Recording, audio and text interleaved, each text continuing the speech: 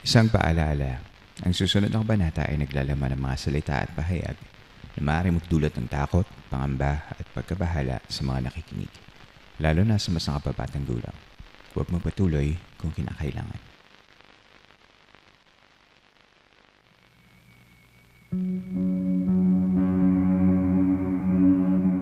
Magandang gabi po sa inyo lahat.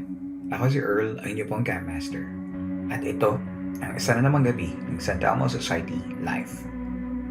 If this is your first time listening sa San Telmo Society segment of the show, ito ay ang mga submitted entries of horror stories coming from the listeners themselves. I asked some of them to join me and share their creepy and scary stories one night, and what we heard were some of the most chill-raising stories I ever heard on the show. This is the first part of the San Telmo Society Live, recorded last April 4, 2025. Tara, ganyan tayo sa kwentuhan.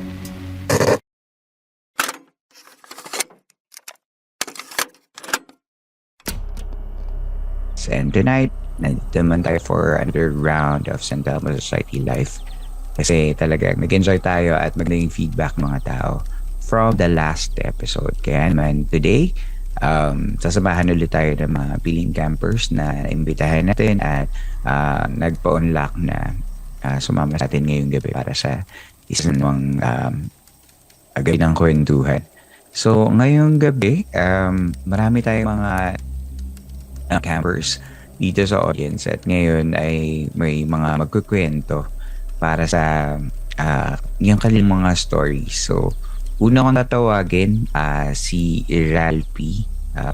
Ralphie, are you there? Parang seance, no? Ralphie, are you there? Good evening po. Good evening din sa lahat. Ayan. Ralphie, mag-hello ka naman sa mga kasama natin ngayon at saka sa mga nakikinig nitong episode na to. Tagasan ka ba? And kailan ka start makinig ng Philippine Camper Stories? Hello sa mga campers and sa mga listeners and sa mga nandito ngayon sa live. So, nag-start ako makinig ng Camper Stories ay nung 2020 din. So, nung bago-bago pa lang din. Nung kasagsagan ng COVID. So, and during that time then I think medyo early pa lang din yung podcast na ni Earl. And ayun, so hanap lang din ako nun ng mapapakinggan habang may ginagawa and luckily nakita ko siya. So, Medyo ako ay matagal-tagal na pala. Yes. Ayun, ako ay taga Quezon City din. So, ako ay nasa syudad. Okay. Alright. City boy pala itong si Ralphie. Ralphie, nagkakausap tayo lagi sa Instagram and lagi kang share sa akin ng mga clips, mga video clips ng mga gusto mong ipapanood sa akin. So, na-appreciate ko yan. Tsaka lagi nag-share nung mga episodes natin sa podcast sa feed mo. Pero meron kang isang chat sa akin na hindi ko makalimutan at alam kung kailangan natin gawin. Kasi meron kang isang story na gusto mo sanang i-share kaso hindi ko malaman kung paano natin gagawin. Kasi parang ewan pa, parang at that time hindi pwede or parang na-commit mo siya sa isang show. And it has already been a few months or years na ba? So yeah, baka it's high time and parang naisip ko parang pwede ngayon. No? So eto na, pwede nating ikwento yung story na nangyari sa'yo. Simulan natin. Saan ba nangyari itong story na to? So, ayun. Master, parang iba ata yung nakausap mo nun. Bakit? Hindi ko yun. Okay. Parang, okay, sige. Anyway. Pero yun, nag-usap naman sa Instagram. Sorry. Baka nalito lang ako. Pero, alam ko may story kang gustong i-share eh. I have stories na sige, gusto ko kwento rin mo. i-share. Verify ko kung yun yung naalala ko.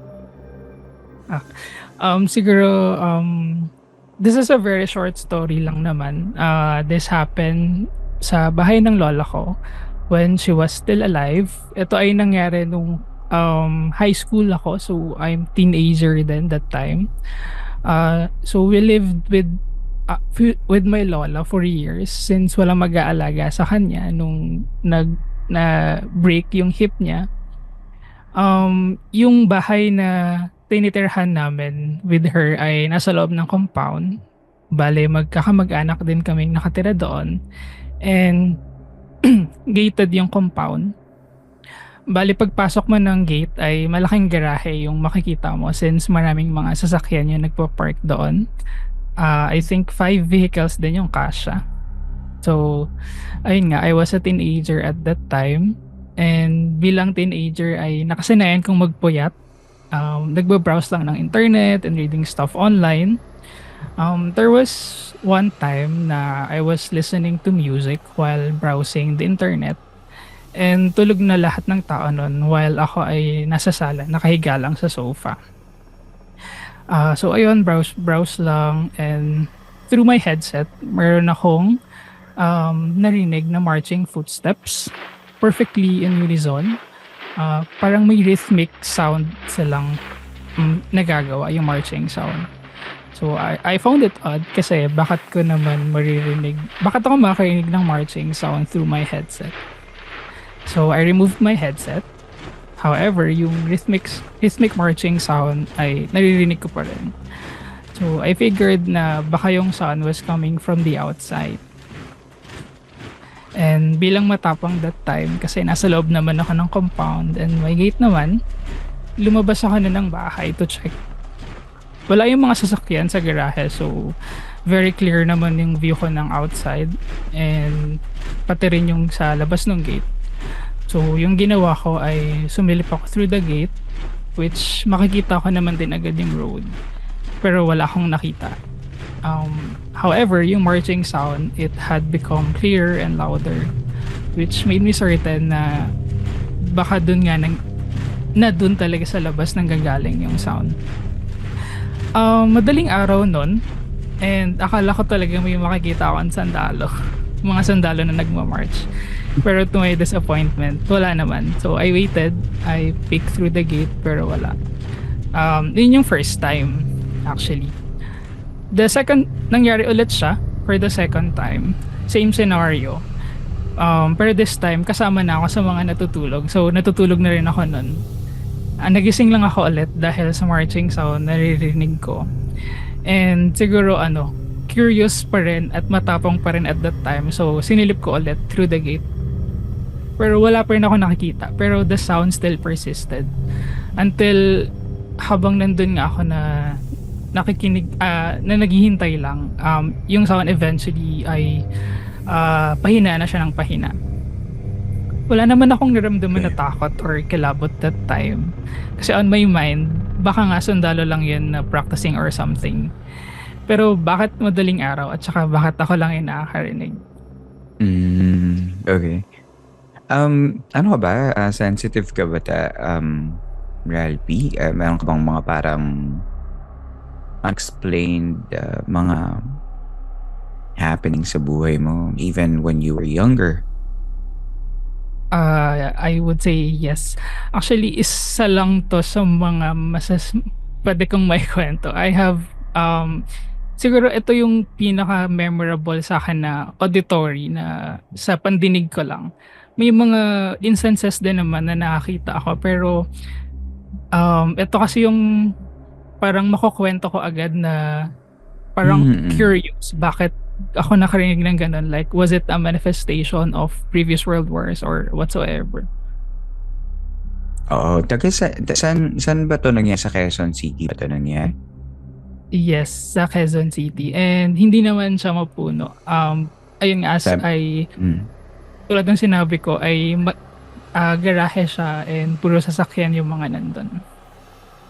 Ang weird, no? Kasi parang city naman pala siya. Pero medyo medyo off siya pakinggan kasi bakit meron ganun na narinig ka. My default is probably an imprint na from another timeline na baka nga meron before ng mga military presence. Pero Quezon City? Saan bang parte ng Quezon City yan? Iba may parang Wala bang ano doon? Wala bang base militar doon sa Quezon City before? Di ko lang sure CM eh, pero sa mga nakakaalam, around Novaliches, Quezon City. So, Parang medyo wala kasi urban medyo ano naman yun talaga eh. siya. Or suburban area talaga yun eh. Ayan. Sabi Rosa, oh my God, Valiches. Meron tayong Rosa, you can unmute yourself if you want to. Meron bang nangyari sa Novaliches na alam mo? Marami daw siyang naririnig from friends, sabi niya sa chat. So, yun. Ayun nga, ang default ko for that is imprint, pero medyo, like you said, Rally, tama ka, parang medyo, ang tawag dito, hindi sakto, no? Masabi sa history or history ng lugar. Tapos, meron din sa chat si Val, ang sabi niya, baka panahon daw ng hapon, tinatry daw niyang i-remote viewing. So, I guess sensitive si Val. Si Val, nag-join din siya, parang meron din siyang story mamaya. But thank you, Ralph. Medyo, no panahon ba na yun, medyo natakot ka ba na or anong naramdaman mo nung moment na yun? Nung pangalawang beses na? Hindi naman ako natakot. Parang I'm more of curious pa nga na makita. Actually, mayroon akong mga I'm not sure if napanood ko ba or nabasa na sa province daw if may mga naririnig na nagmamarcha ng madaling araw or nakikita ay wag daw silipin kasi kung sino man daw yung mga nandun sa marcha ay baka daw kunin. Something ganun. Oh, Naisip ko na was I safe kasi wala naman akong nakita or something ganun. ano ba yan? Ba't hindi ka sinama? Hindi ka invited?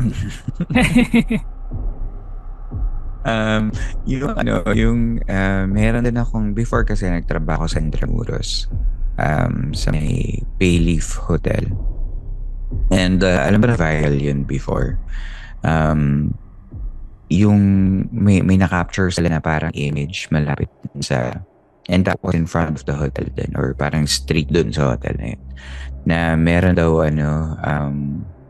yung para silang may na-capture na sundalo yung old style na uniform, ganun. So lagi silang may naririnig doon, lagi silang and I guess Intramuros kasi yun, 'di ba? Parang medyo talak talaga dun yung presensya ng pagpaparamdam. So ayun, nice story, Ralphie. Sana makita mo ulit, no? Or marinig mo ulit, tapos may kachan ka record mo, ganun. Para Nasa ibang record mo. lugar na akong pastor eh. Ay, sayang. It's okay, baka sumunod sa'yo. Joke lang.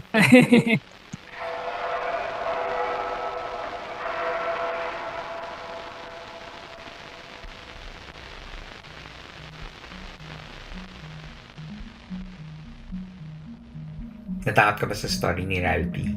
We have more stories, that and more, coming up next.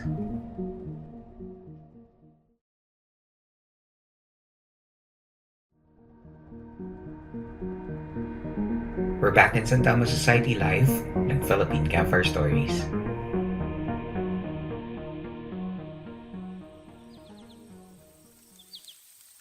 Tuloy na natin ang kwentuhan. Next up will be another story that happened in Cavite. And it will be CRC's turn to scare us. Let's listen.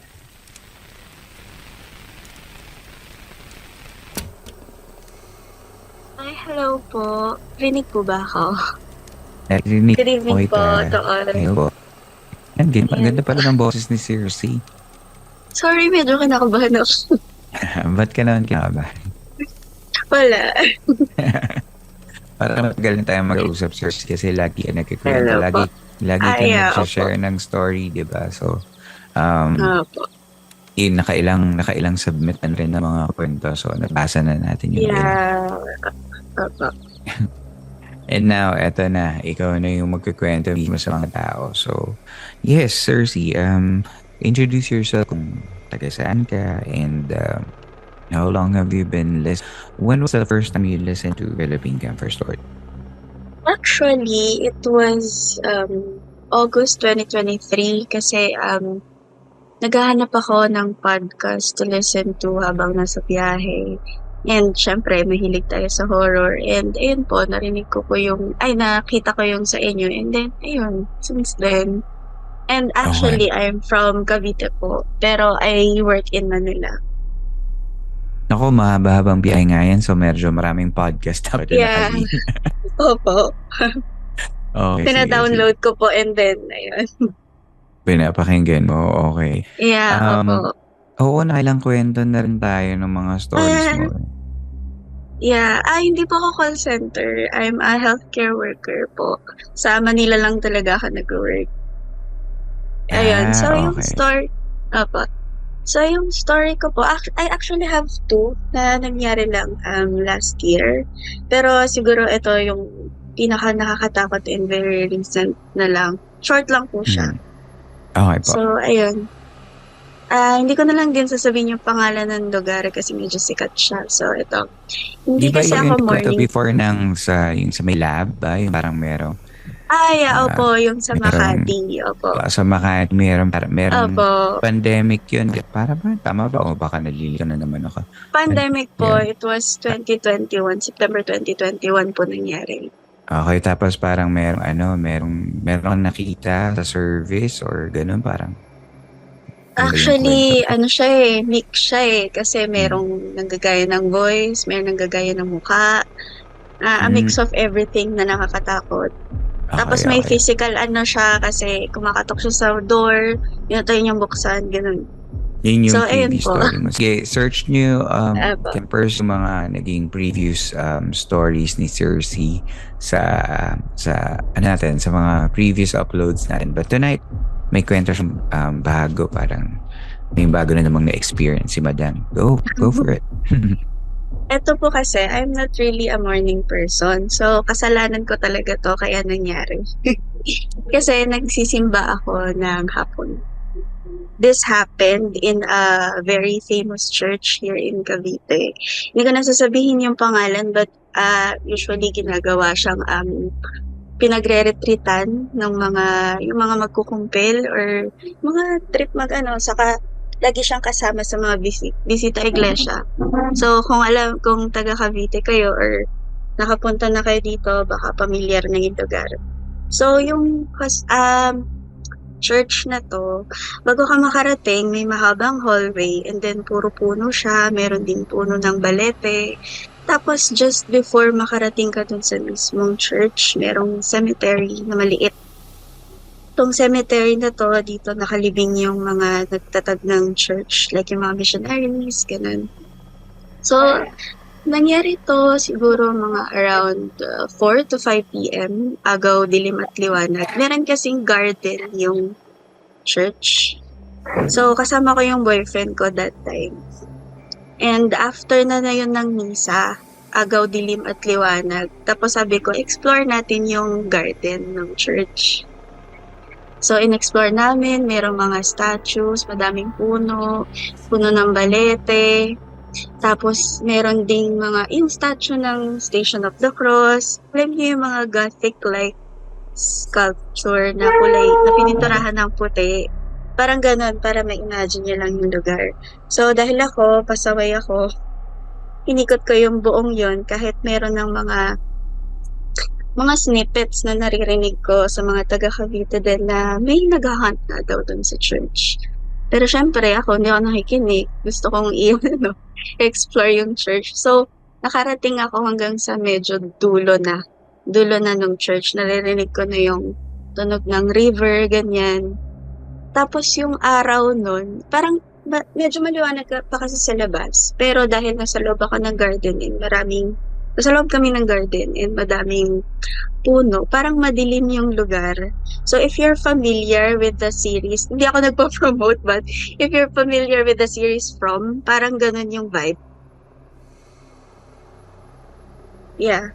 Ganun. Okay. Parang Hindi ako familiar sa series na vibe, pero parang parang sa siya, pagka-describe mo medyo parang hapon siya, maliwanag pa naman pero madilim, yung parang madilim na mahangin na parang gano'n. Tas Pero ayun may po pero may ano pa, may source of sun pa, may liwanag pa. opo. Parang ano pa lang yun kasi, 4 to 5 PM. So ayun nga, nakarating kami sa dulo, inikot-ikot namin yung pinaka-garden nung church. Para siyang may mga grotto-grotto pa dun, may wishing well, basta madami.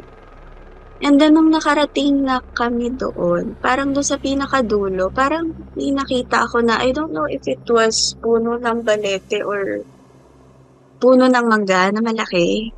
Medyo malayo kasi siya siguro mga around, paano ba, mga more than 150 meters, hindi naman siguro. Parang basta medyo malayo siya and malabo din kasi yung mata ko. Tapos yung direkta kasi ng sinag ng araw, parang parang diretso siya sa mata ko. So medyo malabo siya sa akin. Nakita ko doon ng isang tall figure na naka-black standing beside the tree. So nung tinitigan ko lang siya, parang naglag pa ako. Sabi ko, ano yun? Tapos yung jowa ko, daldal siya ng daldal. Nagkukwento siya sa akin. Nakatitig na ako doon, hindi niya napapansin. Kasi hindi po kasi siya nakakita. He's sensitive, but hindi siya nakakita. So sabi ko na lang sa kanya, nakikita mo ba yung nakikita ko? Sabi niya, saan? Ano yon? Sabi ko, may nakikita kasi ako. Sabi niya, ano nga? Tapos ayun, siguro mga around 3 minutes ko ding tinitigan yung figure kasi tinatry ko i-figure out kung ano ba yun eh. Nakatayo kasi siya malapit dun sa puno, parang puno, tas beside siya dun. Tas ang tangkad-tangkad niya, na nakakulay itim. Nung una iniisip ko, kapre ba to? Pero bakit walang ulo? Uy! Ayun. Yeah, sabi ko, it's impossible na sobrang tangkad niya. Hindi naman siguro to 6-footer. Hindi rin naman kasi ganun kalaki yung branch at nung puno para para makover yung head niya. So sabi ko, bakit walang ulo? Tapos tinitigan ko pa siyang ganon. Tapos papunta na ako dun, gusto ko talaga pumunta. Parang may something na nagdodraw sa akin para puntahan. Pero nung tinitigan ko kasi yung figure na yun, parang, I don't know if it's communicating with me, pero para kasing sa utak ko, parang sinasabi niya kasi na, diyan na lang kayo, huwag na kayo mag-proceed, it's dangerous here. Oh, okay. Parang Pero ganun yung, parang, hindi siya yung threatening na dyan ka lang huwag kang pupunta dito, or parang more on like precautionary na parang huwag na kayong pumunta dito, ganyan. actually, it's a mix of both. I don't know, kasi natatakot na ako kasi if we were mentioning headless things, di ba, nakakatakot talaga. Pero yung naramdaman ko kasi that time is, hindi ko alam eh. Parang sinasabi niya na it's kind of like a threat but not. Kasi parang sinasabi niya, dyan na lang kayo, na kayo mag-proceed kasi pag nag-proceed pa kayo, mas delikado. I can't hear a voice in my head but it's like, parang may sinasabi sa akin. So, yun ayun. yung parang message na da-download mo kumbaga. Parang ganon. Tapos, natakot ako kasi sabi ko, hala, baka sumunod. Yung sabi ko na lang dun sa boyfriend ko, may nakikita ka ba? Sabi niya, wala. Sabi ko, talikod tayo, dahan-dahan tayo maglakad. Tapos kapag nagkarating na tayo dun sa pinaka-gate nung parang tarangkahan ng church, kasi malayo po garden, and then madadaanan kaming mini cemetery doon. And then, mahaba pa na parang kalsada, tapos gate. Ang layo siya. So, kung nai-imagine nyo, taga Cavite kaya lang yung lugar. Sabi ko sa kanya, pagdating natin dun sa gate, saka na tayo tumakbo kasi takot na ako. Okay, nako, grabe. And then, I don't know if it is kung coincidence lang to. Kasi sabi nila, if may makakita ka daw ng headless being, it's a sign of death. Okay. After siguro, I don't know if it's a week or 3 days lang, yung pinsan ng boyfriend ko, tumalon siya sa bridge. Namatay siya. Oh my God. So, Okay. I don't know, I can't go back to that church anymore kasi natatakot talaga ako. So, ayun Hmm. po, yun lang. Oh my God. That's some story, Cersei. Thank you sa pagkwento mo sa amin, Okay. and I'm sorry na dun sa pinsan mo. Um, kailan to No, nangyari? pinsan po ng boyfriend Pinsan ng ko. boyfriend. Okay, Yeah. okay. Nangyari po ito siguro mga around November last year lang. Oh, nito lang. A few months ago lang pala to. Yeah, very recent po. Tapos nagulat ako Mm, kasi pag nakakita kasi ako hindi ganun kalinaw.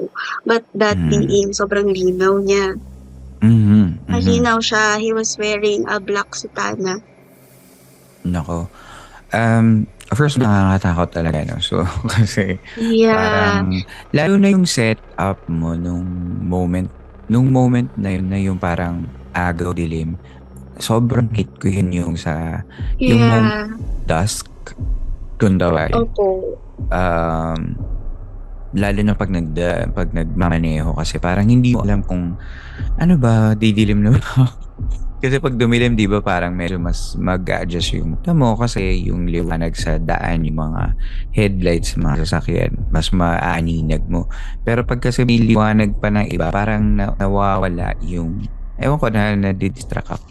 So, kaya hindi ko rin gusto yung moment na yun kasi hindi mo alam, nasa gitna ka. Yun It yung was moment na actually It was actually quite funny kasi 'di ba po yung sa kinukwento ko, para ma-distinguish ko kung namamalikmata lang ba ako, imagination or super pagod, ay often yung parang kukurap ka ng numerous times pero nandun pa rin, eh.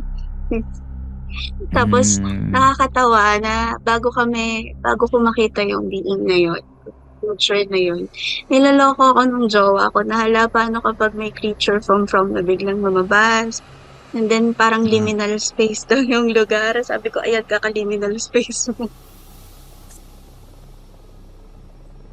And then eto nako, pa, mm, may karugtong pa siya. Actually meron kasi akong yung friend na psychic. Hindi naman siya psychic, pero medyo malapit na siguro. sensitive. I showed her, Mm, yeah, opo.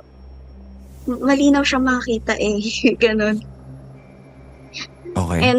And her brother is a priest. So tinanong ko sa kanya, sabi ko, "Ate, ano sa tingin mo?" Pinakita ko sa kanya yung mga pictures. Sabi niya na lang sa'kin is parang punong-puno daw ng negative energy yung lugar. And then pero dahil mga priest daw yung nandoon, hindi siya gano'n gano'n gano'n kasama. Pero ramdam daw niya na parang may something na malungkot dun sa lugar.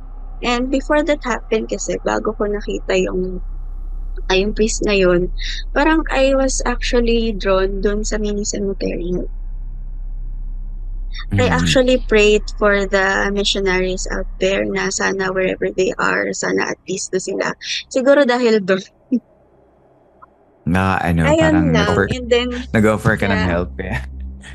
Yeah, Ah, and then my friend sabi niya na lang delete mo na lang yung pictures para sa peace of mind mo. Saka para din, tawag dito, hindi wala na masyadong negative energy. Don't worry, di naman daw yun susunod, sabi niya gano'n. Yan lang po. yun lang. Wow, Cersei. Naku, maraming salamat sa pagkuwento mo, 'no. Magbabasa Yeah. tayo ng mga, tinakot mo sa chatroom natin today. Kasi parang sobrang nakakatakot yung part na parang akala mo kapre ta's biglang walang ulo. Ano na nangyari? Akala ko nga po talaga at first kapre, pero habang parang nag-a-adjust yung vision ko, parang may kapre bang may damit? Parang gano'n.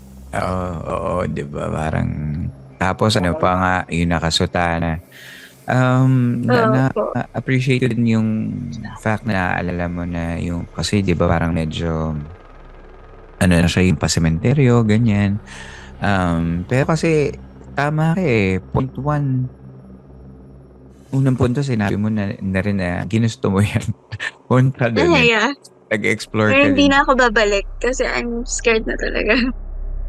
Oo nga, pero ayun mabuti naman yung nakita mo naman na yun na sinabihan ka, huwag kang pumunta na kasi nga delikado. So, baka guardian sa ng lugar, 'di ba? Na para since nag-cross ka kasi ng lalo na you were in the in-between. So, ako naniniwala ako dyan sa yung mga moments o yung mga lugar na in between like yan nga yung nag-aagawin dilim at liwanag both sa umaga at sa gabi. Saka yung mga lugar na nag-iiba, yung in the threshold of change, like um, pag yung tubig papunta sa dagat, yung dagat papunta sa bundok, yung Yeah. gitna na yon, yung mga ganun. Feeling ko doon parang something, laging kwento na ganun na parang may something na nakikita or nangyayari, yung ganun. So parang yung mga Malapit din po kasi sa ilog. Kasi doon sa lugar na yun, naririnig ko na yung tunog ng river.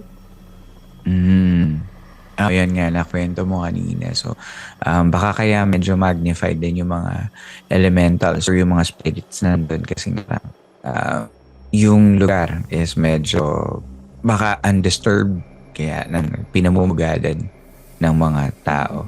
Ay, ng mga elements like that.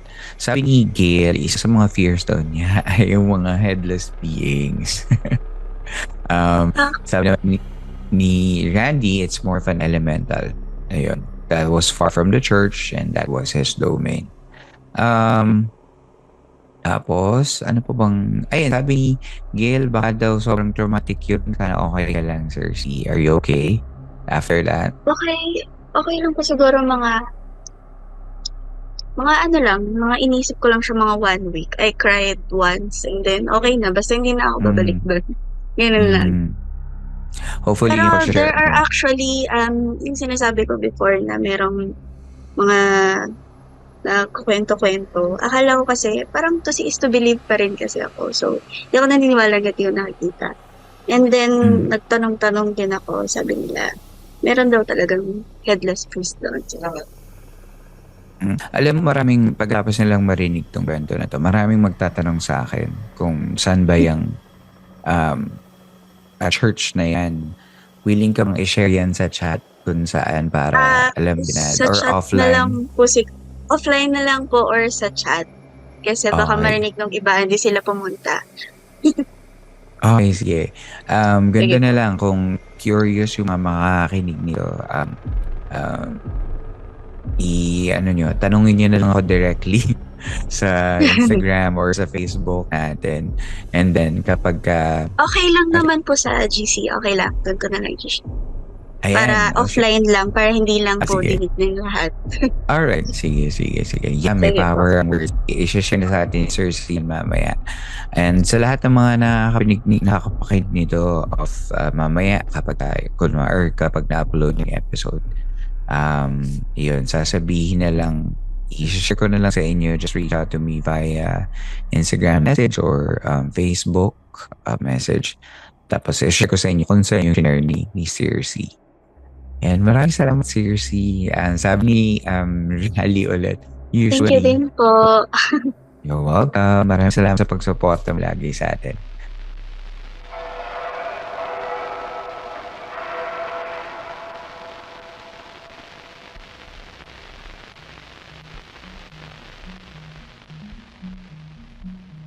Oops. Pause for an ad break, guys. We'll be back for more coming up next.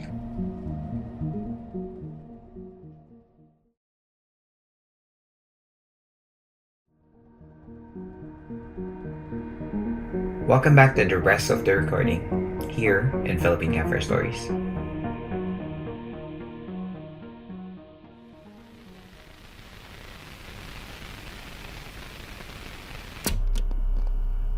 Meron pang next na magkikwento. I believe nandito si Rosa. Kasi last week pa siya nandito Rosa, are you still here? Yes po, I'm still here po. Rosa, maraming salamat sa pagpila mo. Last week pa siya Okay lang po, nakapila. thank you. Thank you Ayan. din po. Rosa, kumusta? Tagsaan ka? And bento ka naman kung paano nakita yung podcast natin and yung group natin. Hello po. I'm Rosa. Originally, I'm from Bacolod City. Rosa Pero pala, currently, Rosa. Rosa naman ang jologs ko talaga. it's okay po. It's okay po.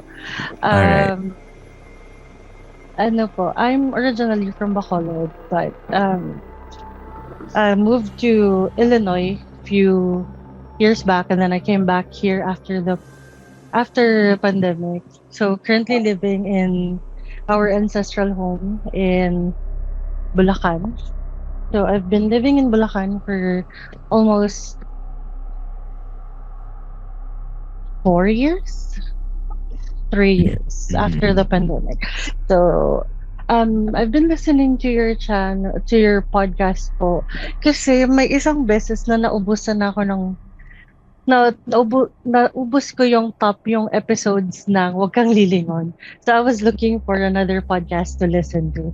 Tapos po, nakita ko kayo nasa mga recommendation. So sabi ko, ay, ang ganda ng boses. So sabi ko, sige, I'm gonna listen. Thank you. So po, very soothing po yung boses niyo. Minsan nakakatulog ako.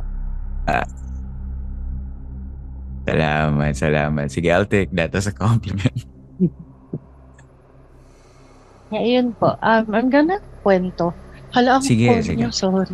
I'm I'm gonna gonna- kwento. Sige, we're gonna kinig.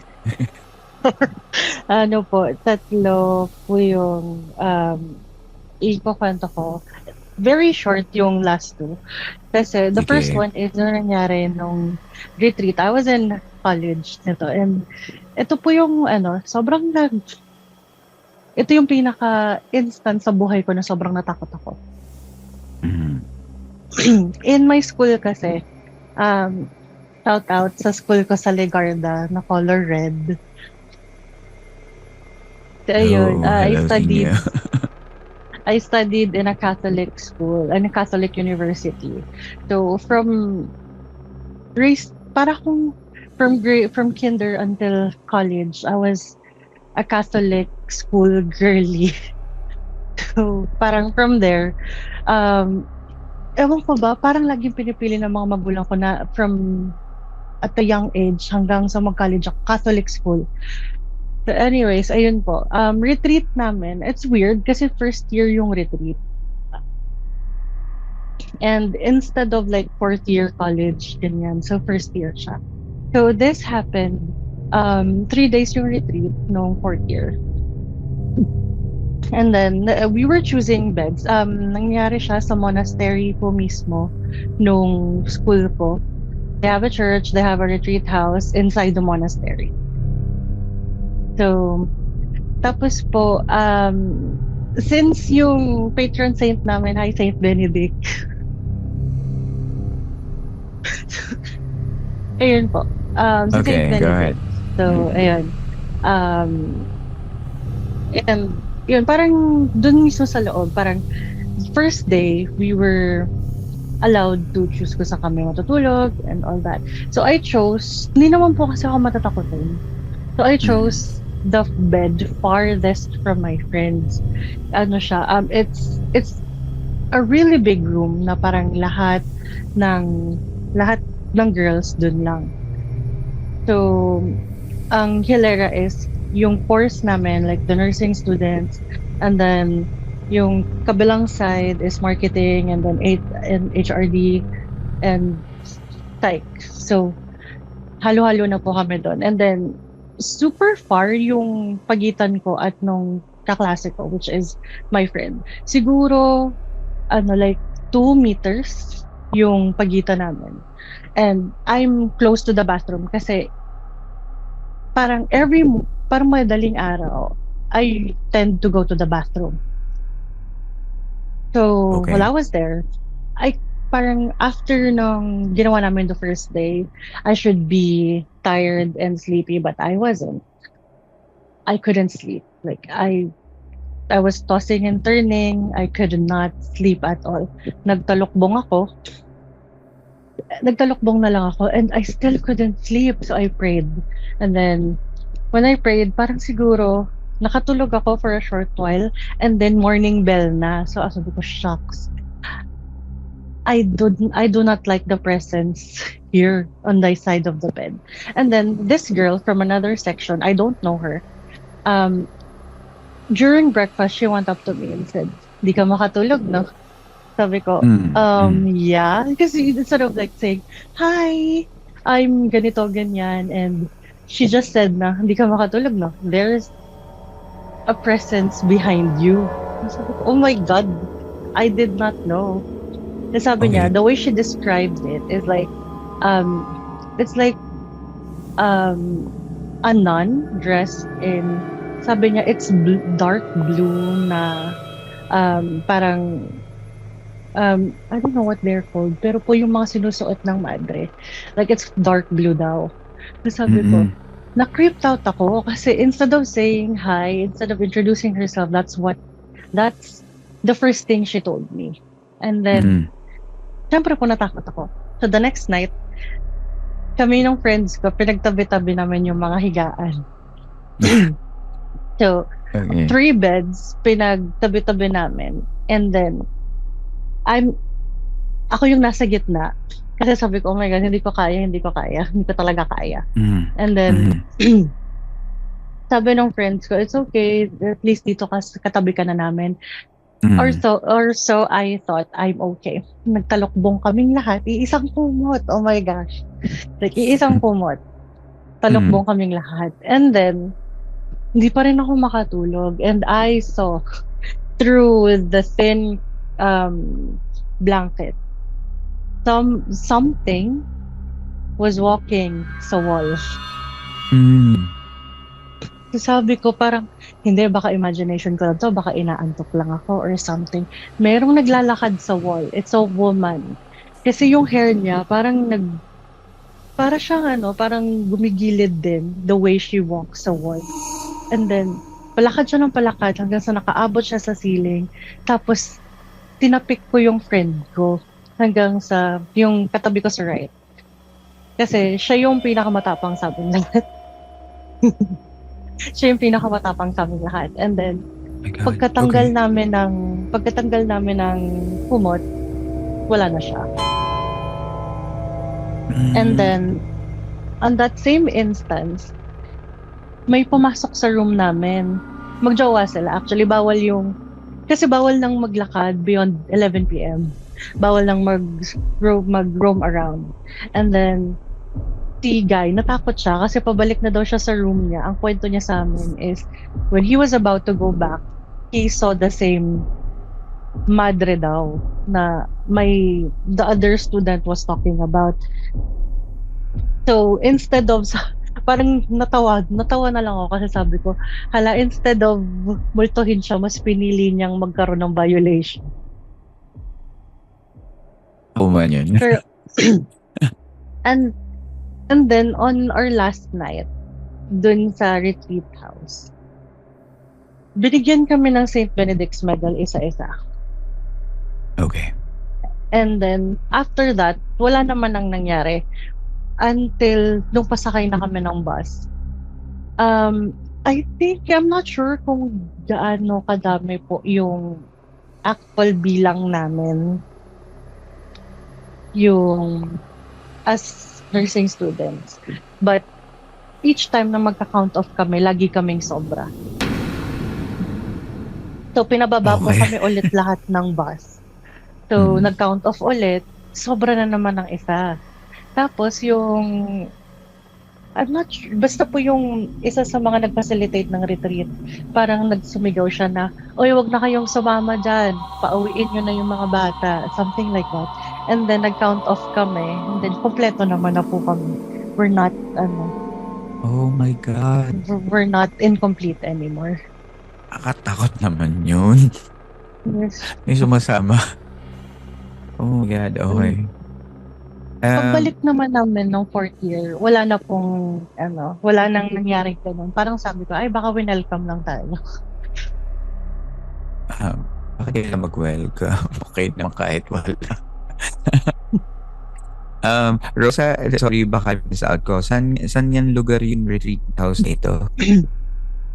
in ano po, in Silang, Cavite. Silang Cavite. Ay, nako. Almost Patagaytay. Di ba parang Cavite din kanina yung kwento ni Sir? Anong meron sa Cavite ngayon, guys? Yun nga. Anyway, sobrang din yan, disturbing din yan. Parang, pero yung just to parang make sure kung na naintindihan ko, 'di ba? Parang yung blue nun, na yung blue habit na nun, yun din ba yung nakita mo naglalakad dun sa wall? Or iba yung nakita mo sa wall? Iba po, kasi parang naka-white siya na dress and then long hair siya na yung Iba pa skin niya, yun. it's bluish yung skin niya. And then we were talking about it nung breakfast.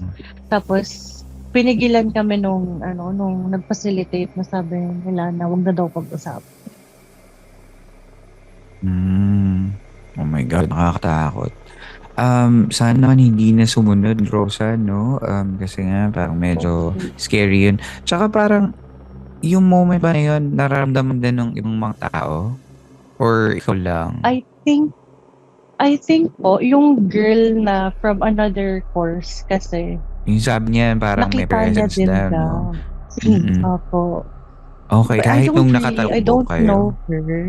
Opo. Kasi yung isa, yung the girl on my left, she's really asleep. Kasi wala daw siyang narinig, wala siyang na-feel, walang kahit na ano. Sabi ko, sana all. Ako yun.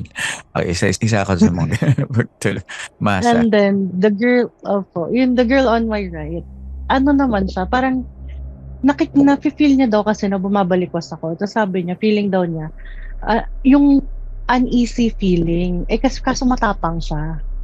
So, tinanggal niya talaga yung kumot. Sabi ko, oh my God, what if pagtanggal niya ng kumot, hindi nawala. Diba? Naku, baka hindi ka na nandito para magkwento. Anaaning ka na yung moment. But, siguro kasi, siguro talagang dahil exposed ka sa horror, parang kaya mo yung mga ganun. So, parang naniniwala ako na kaya mong i-handle yung mga ganung situations. Ikaw yung nagsabi last episode na meron kang diba, parang meron kang tarot cards na naghintay sa'yo. Tama ba? Opo. Yes, Ayan, nice. Ayan, next time basahan mo kami ng cards pag may pag may time tayo, no? So, pwede mo kaming bigyan ng sample ng readings mo. I'm excited for that. Sige po. I will. And No, may dalawa pa akong kwento, but ito po, mas mabilis na lang siya kasi this happened after Ondoy. Okay.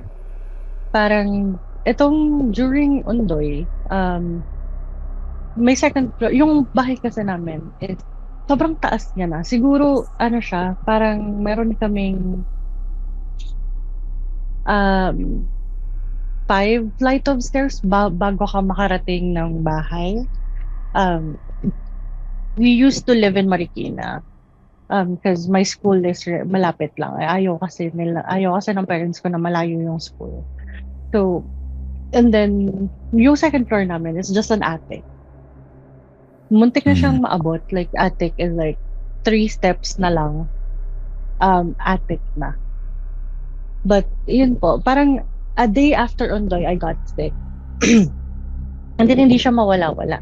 Parang after na ma-clear na yung mga roads and all that, we went to the doctor.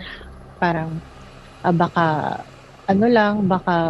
trauma response dahil nga sobrang stressful na nangyari. And then, may isa pong matanda, hindi namin siya kapitbahay, pero like, nakatira siya within the same street. Tapos sabi niya, bakit daw hindi pantay yung hinliliit kaya ba yun? Yung hinliliit ko, sabi ko, hindi ko po yung alam. pinky finger. Yes po, yung pinky finger. Sabi ko, hindi ko po alam. Tapos kinausap niya yung tita ko na I'm living with. Tapos, baka ipatawas daw ako. Baka daw kasi kung ano nangyari. And then, Okay. and then, nung pinatawas ako, ang sabi sa akin is parang, ano daw, may inaaswang daw ako. Parang, I was 15 at that time. So sabi ko parang, I don't know. Kasi wala namang, parang, I don't sense any aswang presence. I don't know. It's in Marikina. It's basically a city. So sabi ko, Oo. meron pala dito. But ano po, parang on Doy night kasi, na nasa ano kami, nasa, ang tawag dito? Nasa attic, it's bubong na. So, there's a small window and it's bubong. And I saw like a it's a big cat. It's a big black cat nandun sa bubong. And I was like calling it. Kaya sabi ko, pasok ka dito kasi nga umuulan pa. And probably, sabi nila, baka yun daw. Oh my God. I like Ano yun, cats, parang, but gaano kalaki ba itong ipinag-uusapan natin? yung pusa ko na yun, it's like a size of a small dog. Like, size po siya ng, let's say, Shih Tzu na adult. Naku, medyo matabang cat nga yan. Medyo busog sa mga ano yan. Nung moment na, ano yung nafe-feel mo na parang ano ba siya nung... Kasi in-invite in mo pa eh. So parang hindi siya threatening ganun nung moment na yun. Hindi naman po, pero naano lang ako na ba't parang red yung eyes. Nabanggit mo yung Sakto, Pandoy labang Korean. kasi may relevance dun sa story na parang why do you think that you mentioned that? Kasi po na siya, since yung bahay nga po namin is medyo mataas and we're taking people in during that time. We took people in kasi meron kami second floor. So, it was Okay. raining. So, I thought po, yung pusa is parang hindi siya makauwi sa Alaga kanya ng... o sa kanila o alaga na kung sino man. So, Okay. yun po, I was trying to lure it in kasi sabi ko, sayang parang maulan. Yun. So, I did not think of it as anything. Pagkatapos na nakita mo pa ba yung pusa? Hindi na po. Like, hindi na. After kong matawas, after all that, okay na po ko ulit. Wala, parang nagdahilan lang ako may lagnat ako. Oo, okay. Naku. Baka nga isa siya sa mga na-displace. Baka isang or it could be just a cat. Pwede rin ang ganun, Yes Rosa. po. Could be. Could be. Baka nagkataon lang, no? Hindi natin Okay, masasabi. Pero weird coincidence nga. So, ay, nako. Yes. You mentioned another story? Yes po. Ito naman is recent lang siya. Super recent. Just last Saturday. Kasi me and my friends, there's 3 of us. We went to our friend's house. Para kasi may kukunin lang siya and then we'll be on our way. Meron kasing karaoke night at some cafe sa may Cavite na naman. So, yun Cavite, po. oh.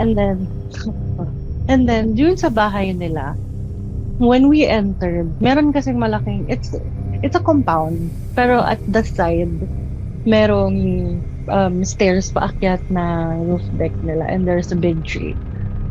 And then when we entered, sabi ko, may naninigarilyo ba sa inyo? Because I smell Tobacco. parang tobacco, ganyan, or like sigarilyo. Kasi sabi ko, I have asthma. So sabi niya, wala naman. Bakit? Sabi ko, hindi niyo ba naaamoy? And they both said wala silang naaamoy. And then, when we entered their house, ang daming, hindi ko alam kung elementals or any other entities yung nandun. Basta ang dami kong nakikita. There's a kid inside their living room. dun sa room ng aunt niya. Mhm. Their little hands na nandun sa may yung parang railings ng stairs. Mhm. Sabi ko, pwede ba lumabas na tayo? Ayoko na dito. Pero Kapag ayun, parang sinasabi yung mong mom nakikita mo like talagang nandyan sila, may nakita kang bata? Kahit wala man daw yung, bata doon. opo, yung child na nasa living room nila, I normally see, it's para siyang in a form of like white, parang bulak.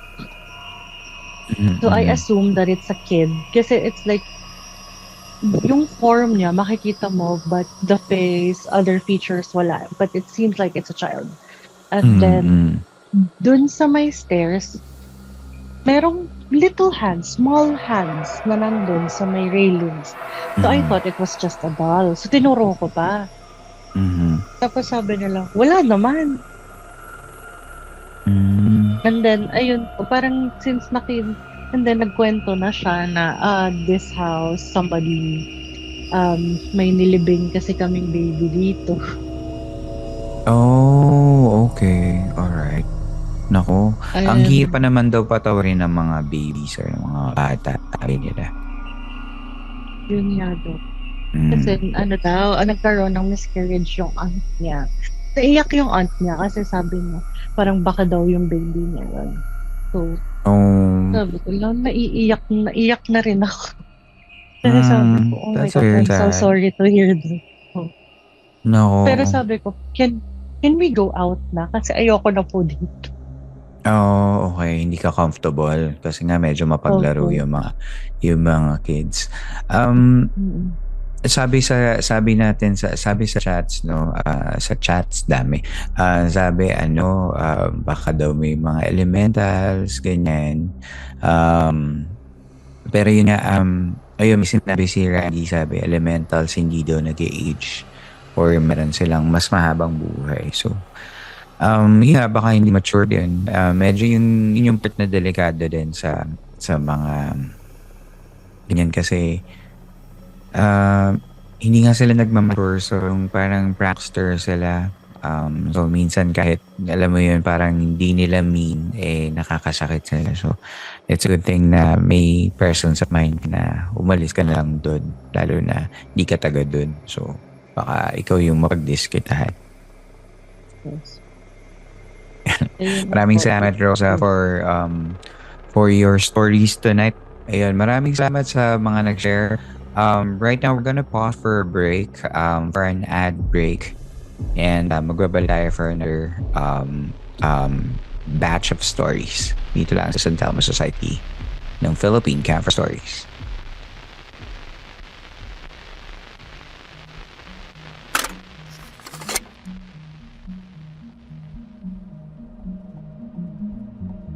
Bibitinin ko muna kayo, but don't worry, we'll come back next week for the other stories.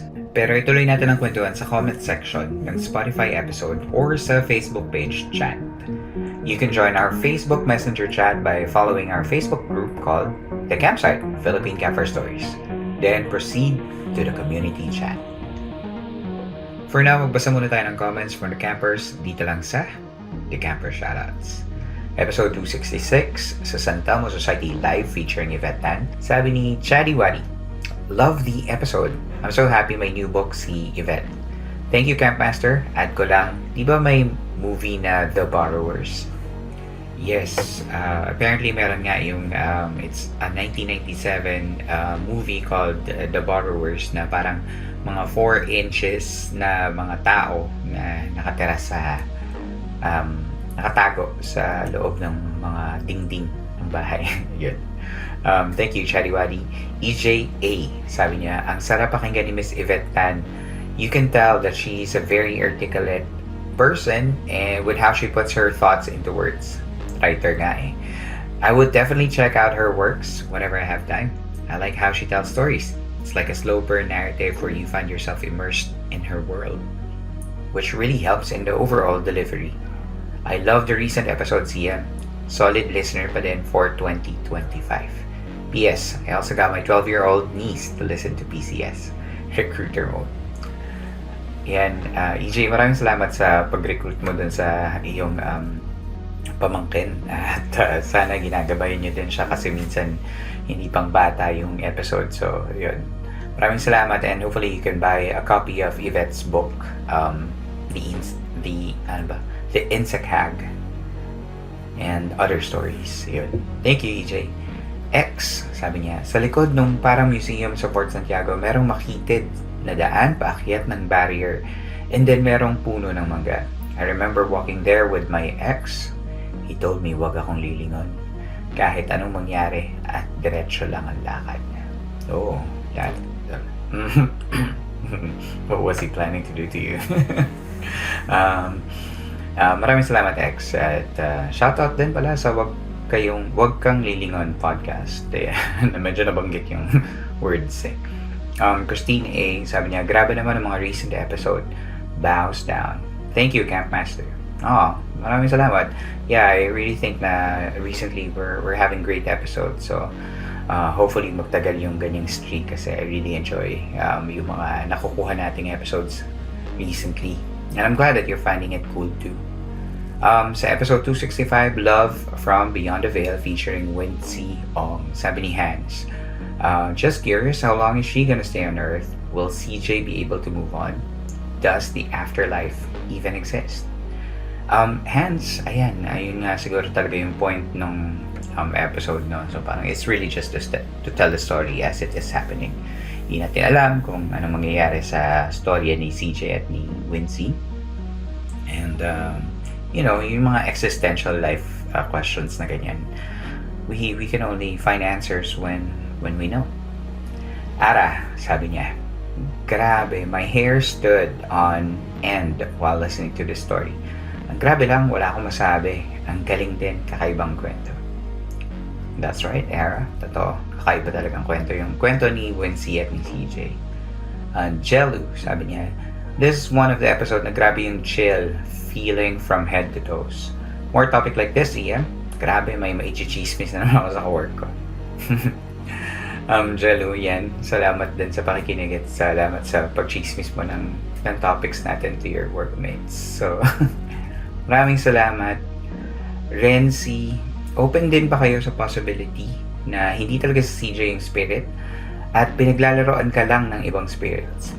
May napapakinggan ako na posible na sa mundo pa din natin ang mga spirit nila pero hindi pwedeng magtagal. Maybe nagsistay sila dahil may mission but with permission ng nasa taas. Pero habang tumatagal daw na sa mundo ng tao yung spirit, pwede silang maging masama. Baka kasi ayaw na nilang tumuwid sa kabilang buhay. Hi, Renzi. We are but observers of the stories that we have. So, unless it's our actual stories, we can really tell kung ano yan. And I feel like nung pinapakinggan ko naman si Wincy, sincere naman siya nung nagkakwento siya. And he truly believes na he is communicating with CJ. So, for that, naniniwala ako na yung nakakausap niya was CJ talaga. So, yun. There's also that possibility yung sinasabi mo. Pero, based dun sa usapan namin, parang legit naman kasi he's a smart guy. Alam na niya yung ginagawa niya. So, yun. Eunice Margaret, sabi niya, I have been missing a loved one who passed away nearly 6 years ago. This episode gave me some reassurance that he may be out there, somewhere happy. Thank you for this episode. I'm sorry that you lost someone, Eunice. Maraming salamat sa pakikinig mo and I'm very, very touched na may nakuha ka out of that episode.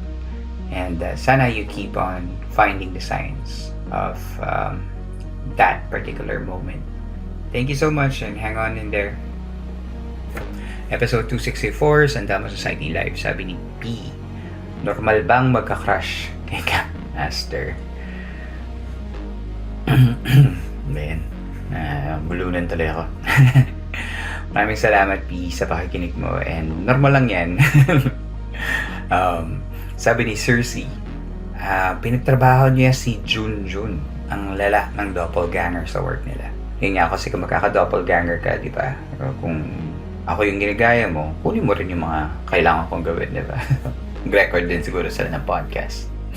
Episode 253, dun sa San Telmo Society Best of 2024 Part 2, sabi ni Khalil, and this is the last shoutout of the day. Sabi niya, ang galing magkwento ni Sir Randy. Dami ko talagang kwento ng mga secute na maraming experience sa mga GY duties sa iba't ibang lugar. Yan. Maraming salamat at Khalil. And shoutout kay Randy Clarenal, ang ating tagapagbantay ng campsite. Maraming salamat. At sana makapagkwento pa ulit si Randy next time sa mga susunod na lives. And that's it for Camper Shoutouts. Kung gusto mo rin marinig ang name mo in the shoutout, all you gotta do is just leave a Spotify comment sa isa sa mga episodes natin. At yung mga mapipili nating comments will be featured here. The more detailed and the more creative the comment, the better.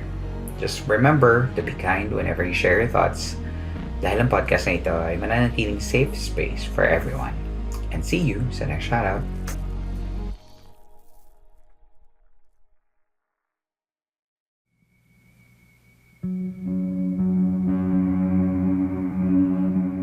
At dito na po nagtatapos ang ating kwento for our campers na feeling mo ay good job ang podcast sa pagsama sa iyo sa araw-araw na gawain at naiibsan ang iyong mga pagkainip, and you feel like giving us tips. Pwede kayong magpadala ng pang coffee or ng anything. Pwede nyo yung isend sa earlm.work@gmail.com sa PayPal, or pwede sa GCash, and you'll find the number dun sa ating episode show notes. Punta lang kayo at makikita mo yung number ng GCash natin. Pwede rin kayo magpunta sa Patreon kaya i-upload natin yung mga latest videos ng ating mga episodes doon ng ating video podcast. At pwede rin kayo magpunta sa YouTube at mag-subscribe sa aming channel, pati na rin sa TikTok. Hanapin nyo lang yung Philippine Campfire Stories in both platforms kasi nag-upload kami ng mga new video content repurposed from old episodes. So makikita niyo yung mga visuals na ginagawa namin doon. Maganda, panoorin nyo at sana i-share nyo sa mga kaibigan nyo. Lastly, you can also stay for the ads at the end of the show kasi yung mga ads na yun yung tumutulong sa amin na magkaroon ng revenue from the podcast. So yun, maraming salamat sa pagstay nyo lagi dun sa huli ng episode, yung huling ads doon. At kung may kwento ka at gusto mong share yan, all you gotta do is just reach out to us via email, campfirestoriesph@gmail.com. Babasahin natin yan sa mga susunod na episodes natin. Muli, maraming salamat sa inyong pakikinig. Magkita tayo muli sa susunod na episode. Ako si Earl at ito ang San Telmo Society ng Philippine Campfire Stories.